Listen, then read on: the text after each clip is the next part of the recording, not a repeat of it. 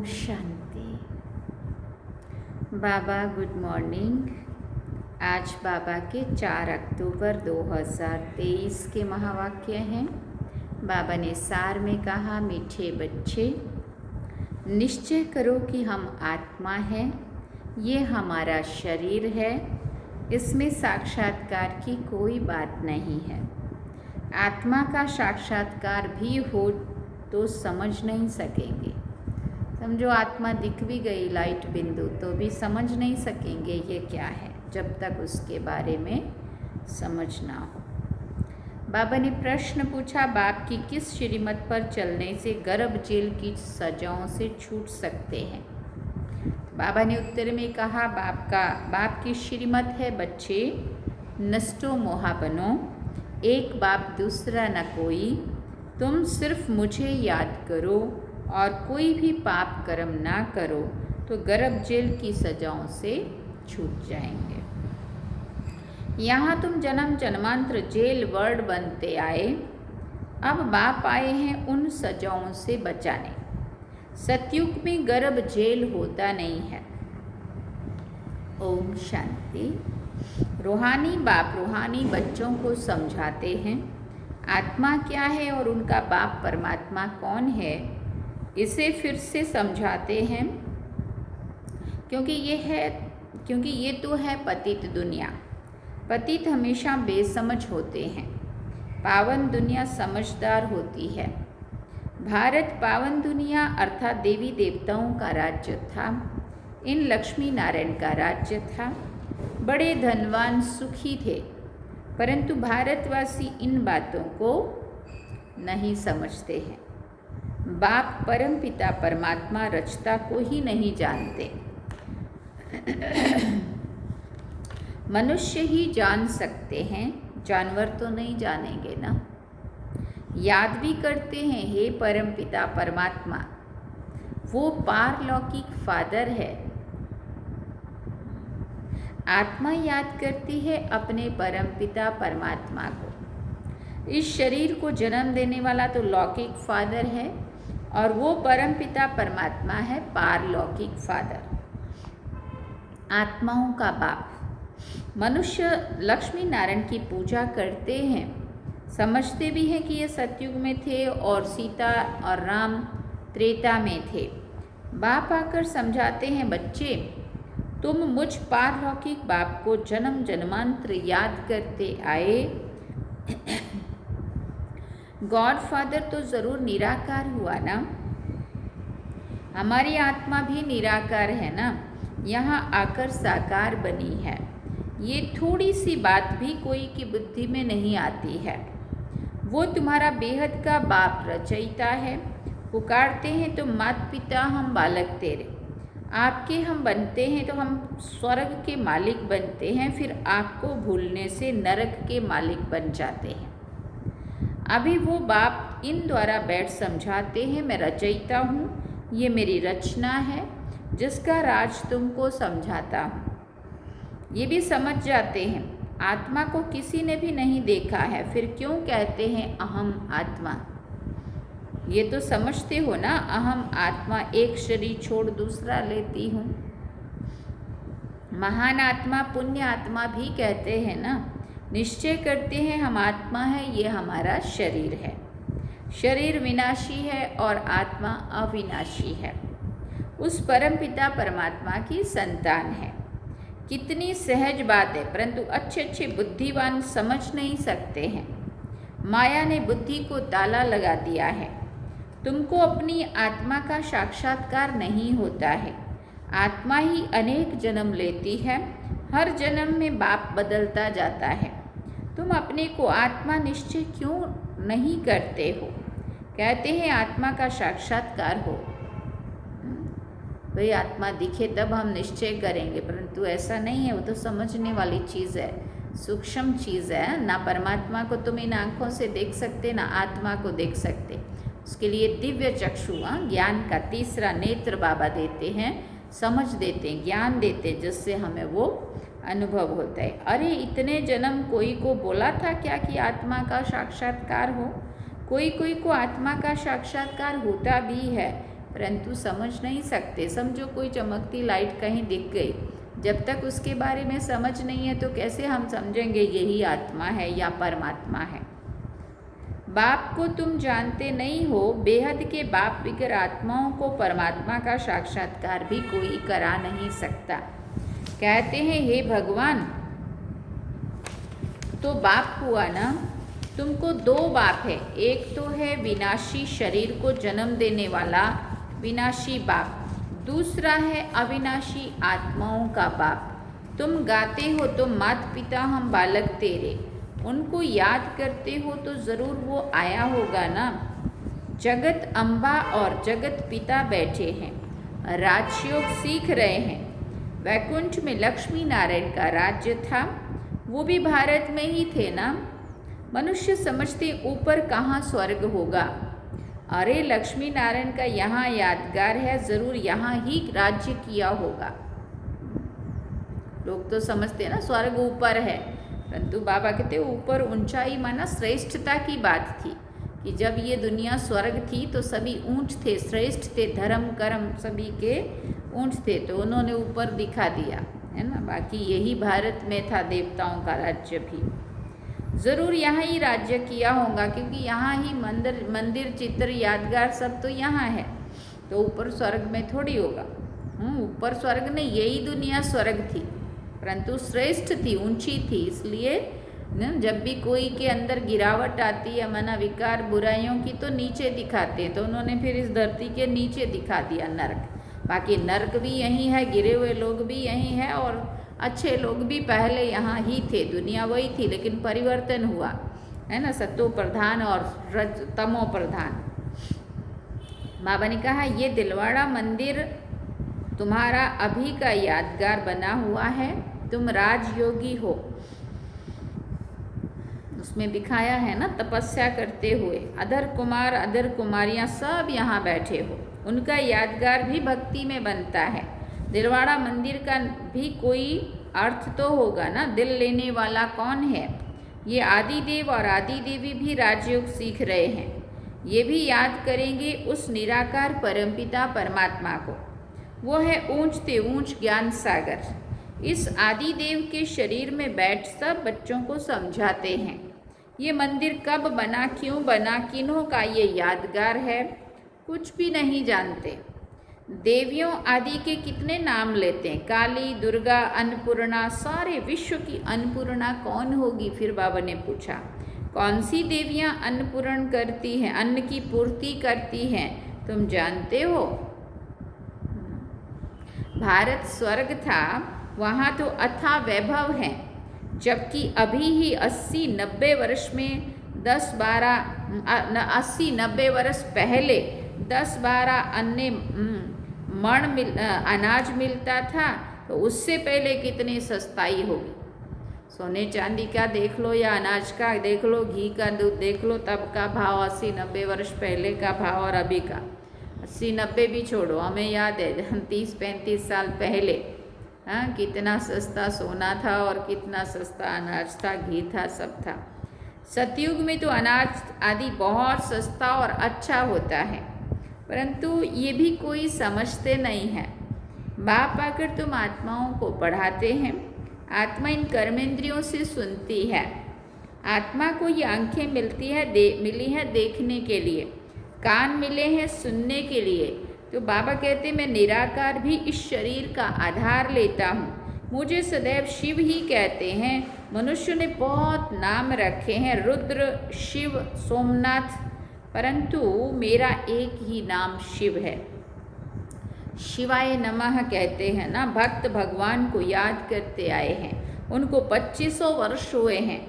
भक्ति मार्ग में पहले अव्यभिचारी भक्ति थी, अभी तो तुमने ठीक कर भीतर में डाल दिया है। अव्यभिचारी भक्ति थी माना सिर्फ एक शिवलिंग की पूजा करते थे शुरू में, अभी तो देखो कण कण में भगवान, पत्थर ठीकर में भगवान, तेरे में मेरे में भगवान, सर्वव्यापी भगवान, क्या नहीं कहा।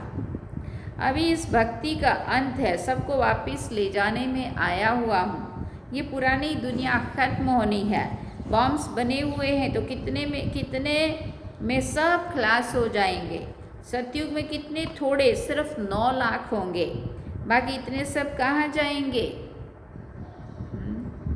ये लड़ाई, ये अर्थक्वेक आदि होगी, विनाश तो ज़रूर होना है। ये है प्रजापिता, कितने ब्रह्मा कुमार कुमारियाँ हैं। ब्रह्मा का बाप कौन है? निराकार शिव, हम उनके पोतरे पोतरियाँ हैं। शिव बाबा से हम वर्षा लेते हैं, तो उनको ही याद करना है। याद से ही पापों का बोझा उतरेगा। तुम जानते हो ये है ही विशेष पतित दुनिया। सतयुग है वाइसलेस दुनिया, वहाँ विकार होता नहीं है। कायदे अनुसार एक ही बच्चा होता है। कभी अकाले मृत्यु वहाँ नहीं होती है ही सुखधाम। यहाँ तो कितना दुख है कदम कदम पर, परंतु ये बातें कोई जानते नहीं है। गीता सुनाते हैं, श्रीमद् भगवद गीता भगवानुवाच। अच्छा, भगवान कौन? फिर क्या देते हैं? श्री कृष्ण। अरे वो तो छोटा बच्चा है, वो कैसे राजयोग सिखाएगा। और सतयुग में क्या दरकार है राजयोग सीखने की, वहाँ तो सदा सुखी है ही है। उस समय पतित दुनिया थोड़ी है। सदगति के लिए राजयोग सिखाने वाला तो यहाँ चाहिए ना। गीता में लिखा हुआ है रुद्र गीता ज्ञान यज्ञ। श्री कृष्ण गीता ज्ञान यज्ञ तो है नहीं। ये ज्ञान यज्ञ कितने वर्षों से चलता आ रहा है। इनकी समाप्ति कब होगी? जब सारी सृष्टि में स्वाहा होगी। यज्ञ जब समाप्त होता है तो उसमें सब कुछ स्वाहा करते हैं। स्वाहा करते हैं ना। ये यज्ञ भी अंत तक चलता रहेगा। ये पुरानी दुनिया खत्म होने वाली है। बाप कहते हैं मैं कालों का काल हूँ, सबको लेने आया हुआ हूँ। तुमको पढ़ा रहा हूँ कि तुम स्वर्ग के मालिक बनो। तुम जानते हो इस समय सभी मनुष्य मात्र हैं सदा दुर्भाग्यशाली। सतयुग में थे सदा सौभाग्यशाली। ये फर्क सबको समझाना है। कैसे वो अभी कैसे दुर्भाग्यशाली है। न तन का सुख, न मन का सुख, न धन का सुख, न जन का सुख, किसी भी प्रकार का न सुख, न शांति, न आनंद, न प्रेम, न शक्ति, न खुशी, कुछ तो नहीं है। इसलिए दुर्भाग्यशाली आज का इंसान। और बाबा कहते सतयुग में तुम थे सौभाग्यशाली। वहाँ चारों प्रकार तन मन धन जन समय स्वर्ण संकल्प सब तरफ से सुखी सुख होता है, खुशियाँ ही खुशियाँ होती है। ये फ़र्क सबको समझाना है बाबा ने कहा। यहाँ आते हैं तो अच्छी रीति समझते, फिर घर जाते हैं तो सब खलास हो जाता। जैसे गर्भ जेल में वायदा करके आते हैं हम पाप नहीं करेंगे, बाहर निकलते हैं तो पाप करने लग पड़ते हैं। जेल बर्ड होते हैं ना, इस समय जो भी मनुष्य मात्र है सब जेल बर्ड हैं। घड़ी घड़ी गर्भ जेल में जाकर सजाएं खाते हैं। बाबा कहते हैं अभी तुमको गर्भ जेल वर्ड बनने से छुड़ाते हैं। सतयुग में गर्भ को जेल नहीं कहेंगे, क्योंकि वहाँ कोई प्रकार का दुख कष्ट नहीं होगा गर्भ में भी। तुमको इन सजाओं से बचाने आया हूँ। अब तुम मुझे याद करो, कोई भी पाप नहीं करो, नष्टो मोहा बनो। गाते हैं मेरा तो एक दूसरा ना कोई। ये कोई श्री कृष्ण की बात नहीं है। श्री कृष्ण तो 84 जन्म लेकर अब आकर ब्रह्मा बना है, फिर वही श्री कृष्ण बनना है, इसलिए इस शरीर में ही प्रवेश किया है। ये बना बनाया ड्रामा है। अभी भगवान ये सूर्यवंशी चंद्रवंशी राजधानी स्थापन कर रहे हैं, तुम्हारी भविष्य के लिए प्रारब्ध बनाते हैं। अभी तुम पुरुषार्थ कर अनेक जन्मों की प्रारब्ध बना रहे हो बेहद के बाप द्वारा। जो बाप स्वर्ग का रचयिता है, ये बातें समझने की हैं। ड्रामा में हर एक एक्टर का अपना अपना पार्ट है। इसमें हम क्यों रोएं पीटें। हम जीते जी उस एक बाप को याद करते हैं। इस शरीर की भी हमको परवाह नहीं है। ये पुराना शरीर छूटे और हम बाबा के पास जाएं। इस समय तुम भारत की कितनी सेवा करते हो। तुम्हारे ही नाम गाए हुए हैं, अन्नपूर्णा, दुर्गा, काली आदि आदि। बाकी काली कोई ऐसी भयानक शक्ल वाली व गणेश कोई सूंड वाला थोड़ी होता है। मनुष्य तो मनुष्य ही होते हैं। अब बाप समझाते मैं तुम बच्चों को इन लक्ष्मी नारायण जैसा बना रहा हूँ। तुम निश्चय करो हम बाबा से वर्षा ले रहे हैं, फिर भविष्य में जाकर प्रिंस प्रिंसेस बनेंगे। बाप जो स्वर्ग का रचयिता है उनको कोई नहीं जानते हैं, जगदम्बा को भी भूल गए हैं। जिसका मंदिर बना हुआ है अभी वो चैतन्य में बैठे हैं। कलयुग के बाद फिर सतयुग होना है। विनाश के लिए मनुष्य पूछते हैं, अरे पहले तुम पढ़कर होशियार तो हो जाओ। महाभारत लड़ाई तो बरोबर हुई थी, जिसके बाद ही स्वर्ग के द्वार खुले थे। तो अब इन माताओं द्वारा स्वर्ग के द्वार खुल रहे हैं। वंदे मातरम गाते हैं ना, पावन की ही वंदना की जाती है। माताएं दो प्रकार की होती है, एक है जिस्मानी सोशल वर्कर, दूसरी है रूहानी सोशल वर्कर। तुम्हारी है ये रूहानी यात्रा। तुम जानते हो हम ये शरीर छोड़ वापस जाने वाले हैं। भगवान उवाच, मन मना भाव मुझ अपने बाप को याद करो। श्री कृष्ण बच्चा तो ऐसे नहीं कहेंगे ना, उनको तो अपना बाप है। मन मना भाव का अर्थ भी कोई नहीं जानते। ये तो बाप कहते मुझे याद करो तो विक्रम विनाश होंगे और उड़ने के पंख मिल जाएंगे। अभी तुम पत्थर बुद्धि से पारस बुद्धि बनते हो। रचता बाप तो सबका एक ही है। आदि देव और आदि देवी के मंदिर भी हैं। तुम उनके बच्चे यहाँ राजयोग सीख रहे हो। यहाँ ही तुमने तपस्या की थी, तुम्हारा यादगार सामने खड़ा है। लक्ष्मी नारायण आदि को राजाई कैसे मिली, उनका ये मंदिर है। तुम हो राज ऋषि, राजाई प्राप्त करने व भारत का फिर से राज्य भाग्य पाने के लिए तुम पुरुषार्थ कर रहे हो। तुम भारत में स्वर्ग की राजाई स्थापन करते हो, अपने ही तन मन धन से सेवा करके। बाप की श्रीमत द्वारा तुम पतित रावण राज्य से सबको लिबरेट करते हो। बाप है लिबरेटर, दुख हरता, सुख करता। तुम्हारे दुख हरने के लिए पुरानी दुनिया का विनाश कराते हैं, तुमको दुश्मन पर विजय पहनाते हैं, तो तुम मायाचीत जगत जीत बनेंगे। तुम कल्प कल्प राज्य करते हो और फिर गंवाते हो। ये है रुद्र शिव का ज्ञान यज्ञ, जिससे ये विनाश ज्वाला निकली है।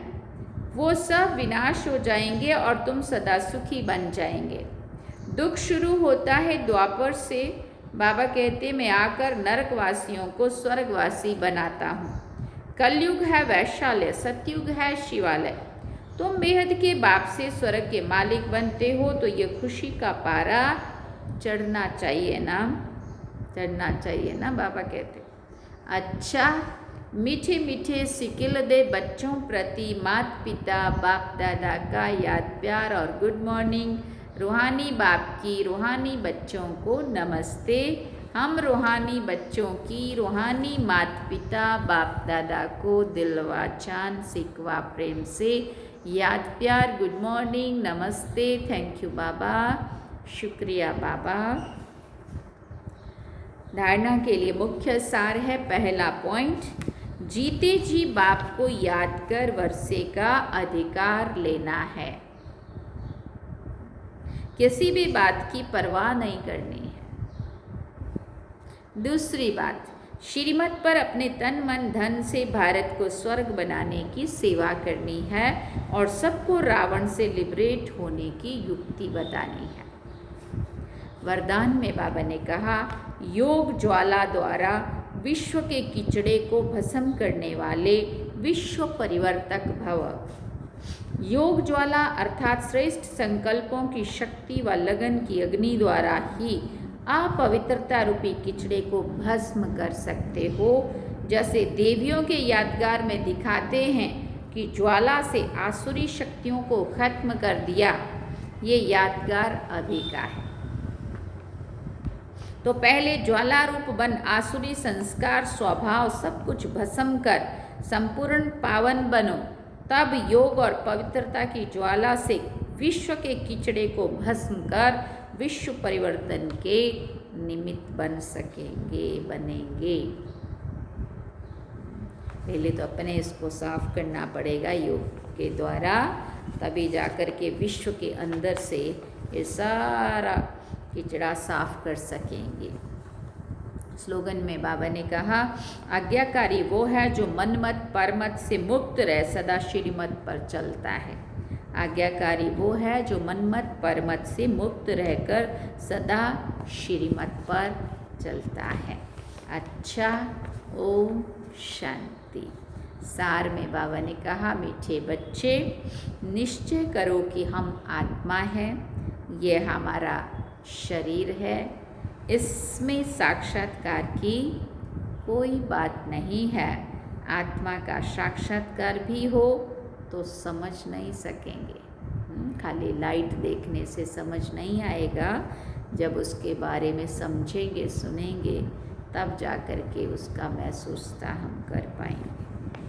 तो ये थे बाबा के आज के महावाक्य जो हम सभी ने सुने। अब हम बाबा को याद करेंगे। चलिए बाबा की याद में। ओम शांति।